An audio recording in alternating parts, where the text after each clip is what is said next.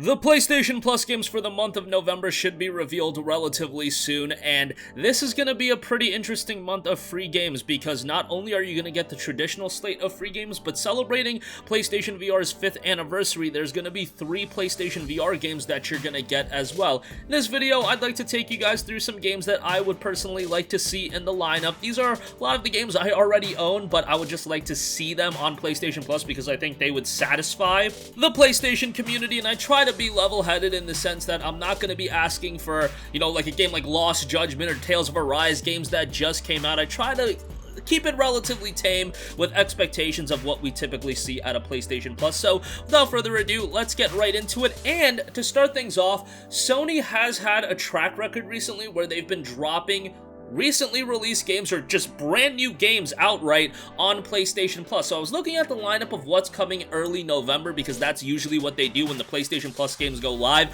One game is right away there for you to activate, and a lot of the times it's a PlayStation 5 title, and the only one that really is coming out early next month that I could see it be is Demon Turf. Demon Turf is a brand new 3D platformer.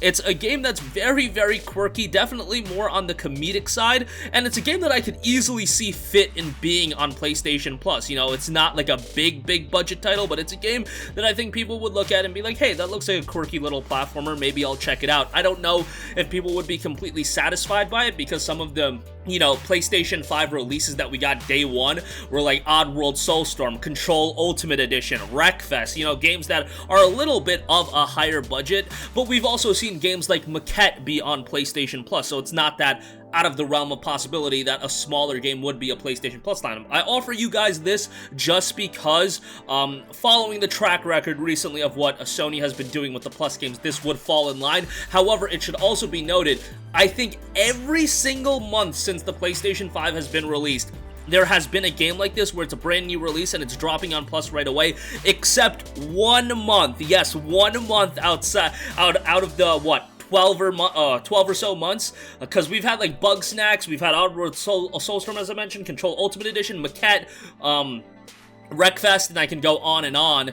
There was the Battle Royale game, Hunter Arena Legends, that was there as well, so it's been pretty consistent outside of like 1 month, and I think that month was kind of recent. I want to say it might have been September where we didn't get that. So that is something to take into account, so I wanted to bring Demon Turf to your guys' attention. Okay, let's talk some games that I think would be cool additions, but wouldn't be complete blowaway or anything like that. Monster Hunter World. Okay, maybe Monster Hunter World is kind of blowaway, but Monster Hunter World at this stage of the game is 3.5 years old, and, I think Capcom has got all that they could get out of Monster Hunter World. I see the sales numbers for the game, and they are incredibly strong. Capcom has remained incredibly committed to it, so why not take a little bit of a cash out from Sony and offer this as a PlayStation Plus title? I think it makes a lot of sense. Game does have a multiplayer focus to it, so you could get some new people playing the game as well. And on top of that, all I'm asking for is the base game to be included in PlayStation Plus. You could then turn around and sell the Iceborne expansion to the people that really enjoy the game, and guess what? A lot of people probably would really enjoy the game.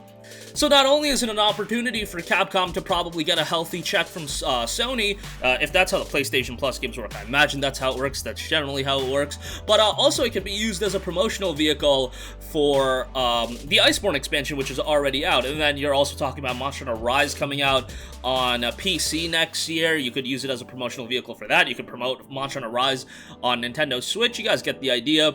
Just think Monster Hunter World at this stage of the game makes a lot of sense. Alright, another Capcom game. How about Resident Evil 4? I'm not gonna ask for Resident Evil Village. Resident Evil 7 would be cool, but Resident Evil 4 is a game that is ultimately gonna get a remake, I would imagine, probably 2023.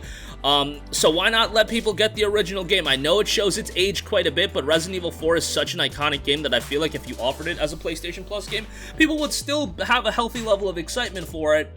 And I think people would end up enjoying that as an addition. It's not like it's a, super expensive game. It goes on sale for $5 all the time. So, hey, Resident Evil 4 I think would be a pretty good one. Another one that is super well received, Outer Wilds. Outer Wilds was a game that was originally released on Xbox One, I want to say first, or maybe it was released on PC first, then it came to Xbox One, and then ultimately it came to PlayStation 4 like 6 months after the fact. So At this point, the game it's been like 2 years since the game dropped, so it's not like it's the freshest game in everyone's memory, but when the game came out, it was incredibly well received. I remember it got like Game of the Year awards or nominated for Game of the Year, everything like that. 85 on Metacritic, I believe, so super, super well received. Great art style in the game.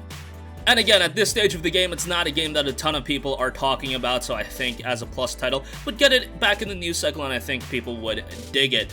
Risk of Rain 2 is the next one. I think Risk of Rain 2 would be a slam dunk addition. Obviously, this is a game with a cooperative focus. Many of you guys may have played Risk of Rain 1. Risk of Rain 2 is so different from a presentation standpoint, but it still has elements of Risk of Rain 1 that make it so good, and Risk of Rain 2 is so much benefited by cooperative play that I think on PlayStation Plus it would just be great.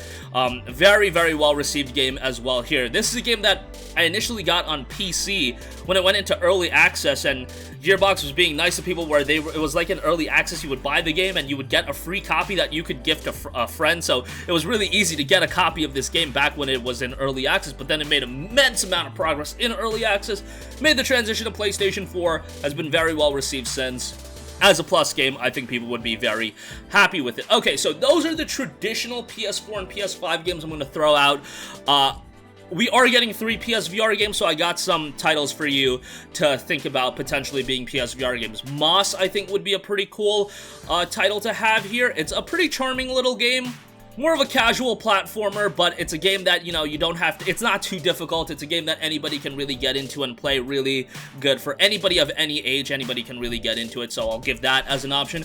Blood and Truth is a game that was more of a bigger budget VR title, definitely a high-octane, action-oriented experience that's like, you know, an over-the-top action movie, something like that. But I think that's something people would enjoy if they do have a VR headset. Imagine a lot of people, if you're playing VR games consistently, you would have a game like Blood and Truth, but hey, throwing that out as an option.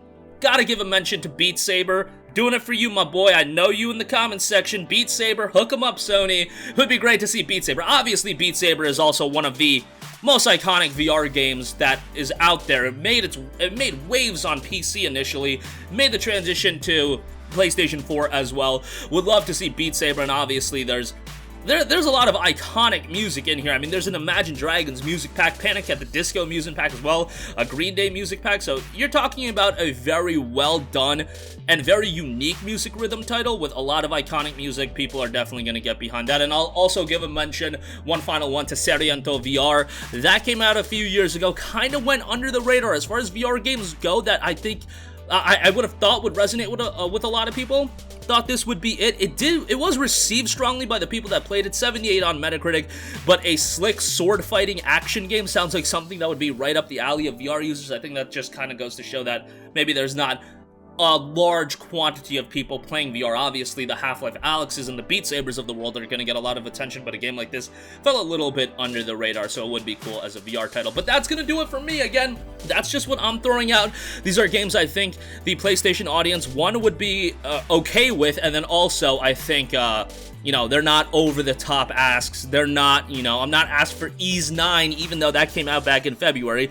Not going to be asking for something like that. Ratchet & Clank, that's probably not going to happen. Returnal?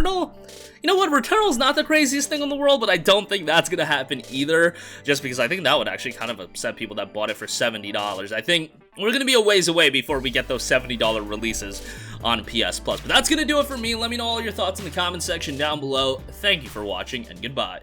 Hey guys, we hope you enjoyed the video, and if you did, make sure to hit the subscribe button, and if you're already subscribed, do us a favor and hit the bell icon. This way you'll be notified whenever we post a new video. That's the best way to keep up with all of our uploads, and we usually try to upload 2 videos a day. And with the bell icon hit, you'll be notified whenever we do upload a video. As always, thanks for watching.